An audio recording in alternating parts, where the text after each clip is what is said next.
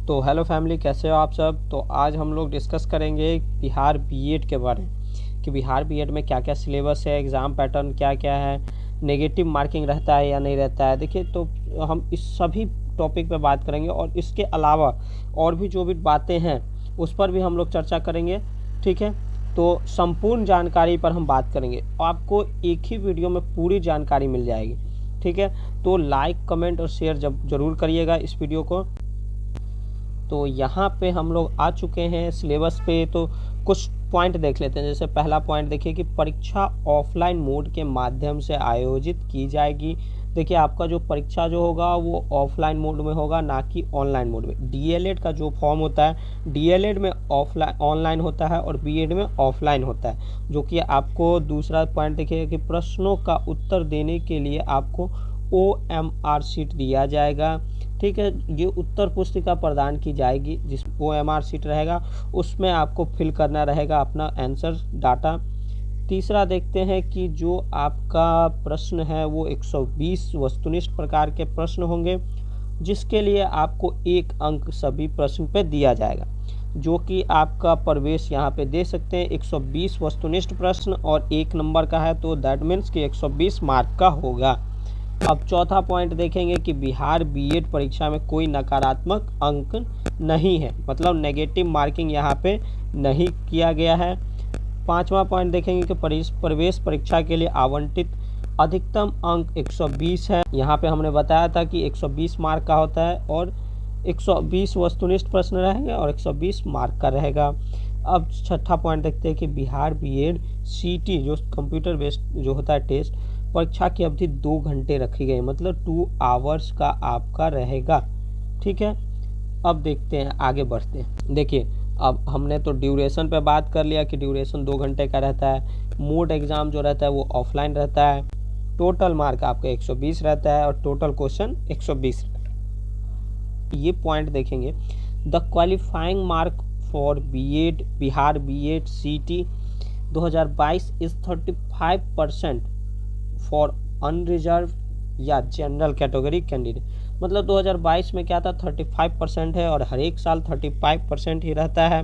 तो आप लोग 35% मतलब 120 जो है, 120 का अगर आप 35% अगर निकालते हैं तो देखिए 120 का अगर आप 35% निकालते हैं तो आप देख सकते हैं कि 1 जीरो से 1 जीरो गया, 5 दूनी 10 हो गया और 6 दूनी 12 हो गया, 5 सत्ते 35 हो गया और 6 सत्ते 42। मतलब आपको 42 नंबर लाना होगा। तो 120 में से आप लोग को 42 मार्क तो वैसे ही आ जाएगा।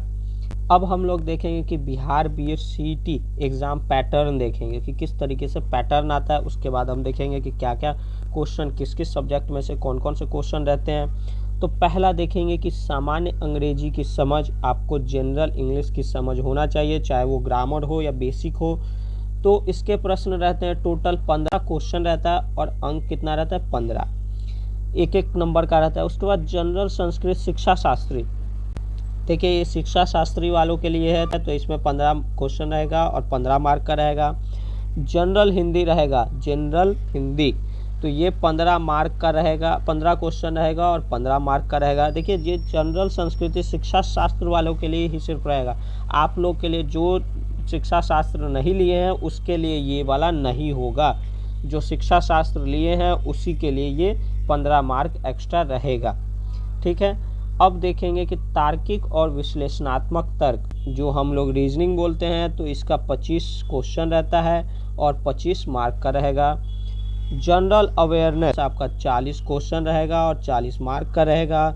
उसके बाद देखते हैं कि स्कूलों में शिक्षण अधिगम पर्यावरण, मतलब स्कूल में आप शिक्षण जो कराइएगा, और अधिगम इन्वायरमेंट कैसा होना चाहिए स्कूल का, उसके बारे में रहेगा। 25 क्वेश्चन रहेगा, 25 मार्क का रहेगा। अब देखते हैं कुछ डिटेल में इसका। तो अब हम लोग आ चुके हैं यहाँ पे पूरे ब्रीफ नॉलेज के साथ, यहाँ पे हम डिस्कस करेंगे। तो पहला जो आप लोग देख रहे हैं जनरल इंग्लिश, इसमें आएगा fill in the blanks, fill in the blanks रहेगा, एंटोनिम्स साइनोनिम्स रहेगा, आइडम्स एंड फ्रेजेस रहेगा, स्पेलिंग एरर रहेगा, वन वर्ड सब्स्टिट्यूशन रहेगा एंड ETC रहेगा। ठीक है। उसके बाद आता है सामान्य हिंदी जनरल हिंदी, जिसमें मुहावरे और लोकोक्तियाँ रहेगा, कहावतें रहेगा, अनेक शब्दों के लिए एक शब्द रहेगा, गद्यांश जिसको कहते हैं रिक्त स्थानों की पूर्ति रहेगा, व्याकरण में पर्यायवाची विपरीतार्थक शब्द रहेगा, संधि समास उपसर्ग और प्रत्यय, रस छंद अलंकार इत्यादि रहेंगे। अब आते हैं लॉजिकल और एनालिटिकल रीजनिंग, जिसको हम लोग रीजनिंग के नाम से भी जानते हैं। देखिए, इसमें अभिकथन और कारण रहेंगे, पंच लाइन रहेगा, रिक्ति प्रतिक्रिया रहेंगे, परीक्षण कारण रहेगा और प्रभाव रहेगा। विश्लेषणात्मक तर्क जो होता है, क्रिटिकल थिंकिंग, वो रहेगा। न्याय वाक्य रहेगा कि हम किस तरीके का न्याय वाक्य दे सकते हैं। कथन और तर्क रहेगा, स्टेटमेंट एंड कंक्लूजन रहेगा। कथन और पूर्व धारणा रहेगा कि पूर्व धारणा कथन रहेगा और पूर्व धारण रहेगा, उसको मिलाना पड़ेगा। कथन और कार्यवाही रहेगा, कथन और निष्कर्ष रहेगा, और यहाँ पे व्युत्पन्न निष्कर्ष रहेगा आदि। उसके बाद आता है जनरल अवेयरनेस, ठीक है। जनरल अवेयरनेस में आपका इतिहास से कुछ क्वेश्चन रहेंगे, भूगोल से कुछ क्वेश्चन रहेगा, राजनीतिक विज्ञान से कुछ रहेगा, सामाजिक मुद्दों से जुड़ा सवाल रहेगा। आप अपने परिवेश में सामाजिक मुद्दों में क्या क्या आप लोग देखते हैं, उससे रिलेटेड कुछ क्वेश्चन रहेगा। सामान्य विज्ञान रहेगा, जिसमें बायोलॉजी, फिजिक्स, केमिस्ट्री से कुछ क्वेश्चन रहेंगे। पंचवर्षीय योजना समायिकी जो होता है, पंचवर्षीय योजना आप लोग पूरा पढ़ ही लीजिएगा, हर एक साल पंचवर्षीय योजना में से आता है, एवं अन्य विविध प्रश्न आदि।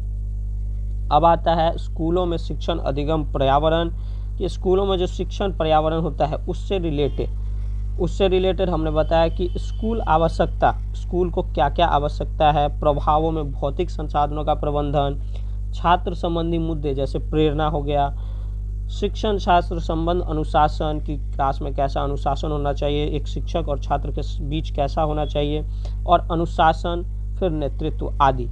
उसके बाद आता है शिक्षण और सीखने की प्रक्रिया, कि किस तरीके से हम शिक्षण दे सकते हैं और सीखने की प्रक्रिया कैसा हो सकता है। उसके बाद आदर्श शिक्षक किसको कहते हैं, कि एक आदर्श शिक्षक कैसा होना चाहिए, उससे रिलेटेड। प्रभावी शिक्षण, मतलब आप प्रभाव कैसे आप एक अच्छे शिक्षण दे सकते हैं और उसको प्रभावित कर सकते हैं अपने छात्रों को संभालने, कक्षा संचार, पाठ्यक्रम और अतिरिक्त गतिविधियां जैसे कि वाद विवाद जो कम्युनिकेशन होता है। उसके बाद खेल हो गया, उसके बाद सांस्कृतिक गतिविधियां आदि। उसके बाद आता है स्कूल प्रिंसिपल, शिक्षकों और गैर शिक्षण कर्मचारियों आदि में मानव संसाधन का प्रबंधन, जो भौतिक संसाधन मिला गया या मानव संसाधन हम लोगों के पास, वो सकारात्मक सीखने में वातावरण के तत्व आदि। तो ये पूरे ब्रीफ नॉलेज के साथ आपका है। इसका अगर आप लोग स्क्रीनशॉट खींचना चाहते हैं तो स्क्रीनशॉट खींच लीजिए, नहीं तो हम अपने टेलीग्राम ग्रुप पर दे देंगे। तो इसका स्क्रीनशॉट आप लोग खींच लीजिए, और यही अगर आप लोग पढ़ लेते हैं तो आपका एग्ज़ाम, तो आप लोग ये पूरा पढ़ लीजिएगा, और आपका अब से 1 महीने का समय है, तो यहाँ से आप लोग तैयारी में जुट जाइए। तो चलिए, वीडियो देखने के लिए धन्यवाद, और अपने दोस्तों तक ज़रूर शेयर करिए, और वीडियो अच्छा लगे तो सब्सक्राइब कर दीजिए, लाइक कर दीजिए। तो मिलते हैं अगले वीडियो में, तब तक के लिए बने रहिए, धन्यवाद।